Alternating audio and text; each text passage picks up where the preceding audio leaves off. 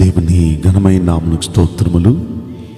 ఈ వాగ్దానం వింటున్న మీకందరికీ మన ప్రభువును ప్రియరక్షకుడైన యేసుక్రీస్తు నామములో శుభములు, మా హృదయపూర్వకమైన వందనములు తెలియచేస్తున్నాం. ఈరోజు దేవుని వాగ్దానం 2వ కొరింథీయులకు రాసిన పత్రిక 12వ అధ్యాయము 9వ వచనం. నా కృప నీకు చాలును, బలహీనత యందు నా శక్తి పరిపూర్ణమగుచున్నది. ఈ మంచి వాగ్దానం వింటున్న మనందరి వెనుకడిలో మన మంచి దేవుడు నెరవేర్చునుగాక. ఆమేన్. ప్రియ దైవ జనాంగమా, ఈ రోజున మనం వింటున్న ఈ వాగ్దానం చూడండి. ఎన్నో బలహీనతల్లో, ఎన్నో సమస్యలలో, ఎన్నో ఇబ్బందులలో ఒకవేళ కృంగి ఉన్నారా? ఒకవేళ నలిగిపోతున్నారా? మన దేవుడు మనతో మాట్లాడుతున్న మాట చూడండి. నా కృప నీకు చాలును, నా కృప నీకు చాలును. నిజంగా దేవుని కృప మనకు తోడుగా ఉంటే ఎలాంటి పరిస్థితుల్లో మనం ఉన్నా ఆ పరిస్థితుల్లో మనం బలపరచబడతాం. కృంగిన వేళల్లో ఆదరించబడతాం, లేవనెత్తబడతాం. ఈ రోజున మనం దేవుని కృప తోడుంది కాబట్టి ఈ క్షేమస్థితిలో అయినా మనం ఉన్నాం. మన తోటి వారు ఎంత ఇబ్బంది పడుతున్నారు, మనకి తెలిసిన వారు ఎన్ని ఇబ్బందుల్లో ఉన్నారు. మనం ఈ రోజున ఈ క్షేమస్థితిలో ఉండటానికి గల కారణం ఆయన కృపే కదా. ఈ రోజున మరొకసారి ప్రభు మనకు గుర్తు చేస్తున్నారు, నా కృప నీకు చాలును, నీ బలహీనత యందు నా శక్తి పరిపూర్ణమగుచున్నది అని చెప్తున్నారు. అన్నాడు పౌలు భక్తుడు. ఆయనకున్న బలహీనతను బట్టి, అయ్యా దయచేసి ఈ ముళ్ళు నా యొద్ద నుండి తీసే ప్రభువా, ఈ బలహీనత నా యొద్ద నుండి తీసే ప్రభువా అని ప్రార్థిస్తూ ఉంటే ఆ రోజున పౌలు భక్తునితో దేవుడు మాట్లాడిన మాటది.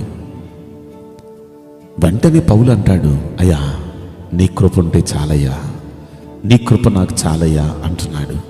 ఈ రోజున దేవుని కృప మన పరిస్థితులన్నిటినీ అనుకూలపరుస్తుంది.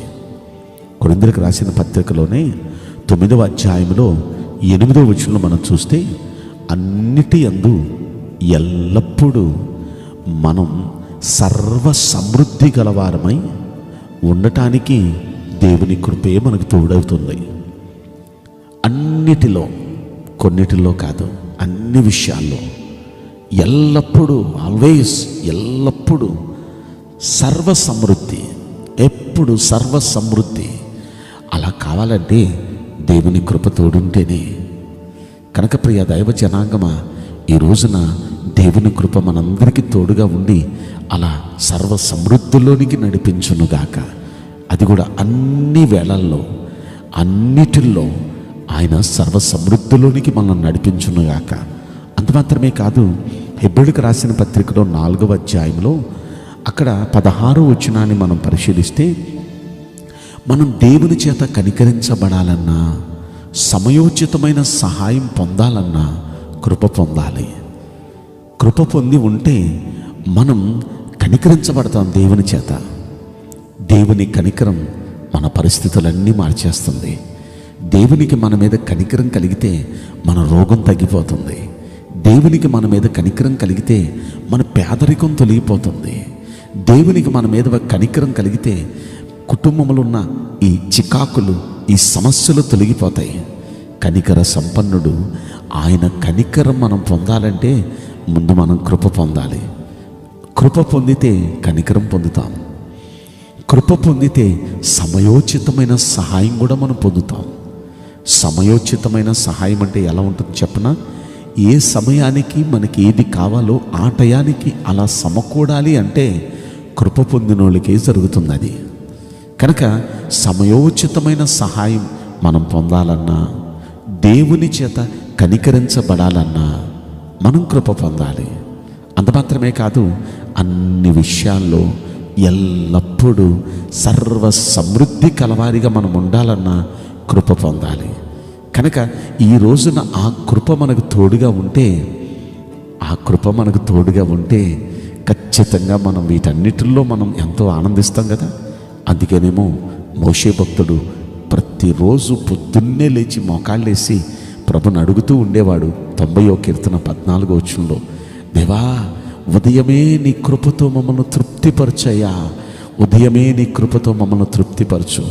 అలా మీ కృపతో మమ్మల్ని తృప్తిపరిస్తే మేము మా దినములన్నీ ఉత్సాహంగా సంతోషంగా ఉంటామయ్యా అని చెప్తున్నాడు. కనుక మనం కూడా దేవుణ్ణి అడుగుదాం. దేవుని కృప మనకి తెల్లవారుజామునే ఆయన కృపతో మనల్ని తృప్తిపరిస్తే ఈ రోజంతా మనం ఉత్సాహంగా సంతోషంగా ఉంటాం. ఈ రోజంతా అన్ని విషయాల్లో ఎల్లప్పుడూ సర్వ సమృద్ధిలోనికి వెళతాం. ఈ రోజంతా దేవుని కనికరం పొందుతాం. ఈ రోజంతా సమయోచితమైన సహాయం పొందుతాం.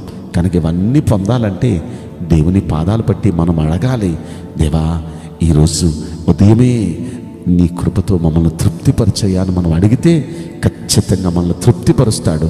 ఈ రోజంతా మనం ఉత్సాహంగా సంతోషం ఉండే భాగ్యం అనుగ్రహిస్తాడు. కనుక ప్రభుని అడుగుదామా? ప్రార్థన చేసుకుందాం. పరిశుద్ధుడా, ప్రేమగల యేసురాజా, మీ పరిశుద్ధ బంగారు పవిత్రమైన నామమునకు నిండు మనసుతో కోట్ల కొలదిగా స్తుతులు స్తోత్రములు వందనాలు చెల్లిస్తున్నాం. ఈ ప్రశస్తమైన ఈ సమయాన్ని బట్టి ప్రభువా, మీ ప్రియబిడలందరిని బట్టి మీకు స్తోత్రములు. ప్రభువా, నీ బిడలు నీ కృప కొరకు ఎదురు చూస్తూ ఉండగా అయ్యా దయచేసి ఈ ఉదయమే నీ కృపతో తృప్తిపరచండి అయ్యా. నీ కృప నీ బిడలందరికీ మీరు అనుగ్రహించండి. ఈరోజు మీరు ఇచ్చిన శ్రేష్టమైన వాగ్దానాన్ని బట్టి మీకు స్తోత్రములు. నిశ్చయంగా ఆ వాగ్దానాన్ని నీ బిడల పట్ల నెరవేర్చండి ప్రభువా. నా కృప నీకు చాలును, బలహీనత యందు నా శక్తి పరిపూర్ణమగుచున్నది అన్నారు. నిజంగా ఆ వాగ్దానం నీ బిడల పట్ల నెరవేర్చి ఈరోజంతా ఉత్సాహంగా సంతోషం ఉండే భాగ్యం ప్రసాదించమని ఈ కొద్ది మనవులు నజరుడైన యేసుక్రీస్తు ప్రశస్తమైన నామములో మిక్కిలి వినయముతో ప్రార్థించి బ్రతిమలాడి వేడుకుంటున్నాం ప్రియ పరలోకపు తండ్రి. ఆమేన్. May God bless you all. Thank you.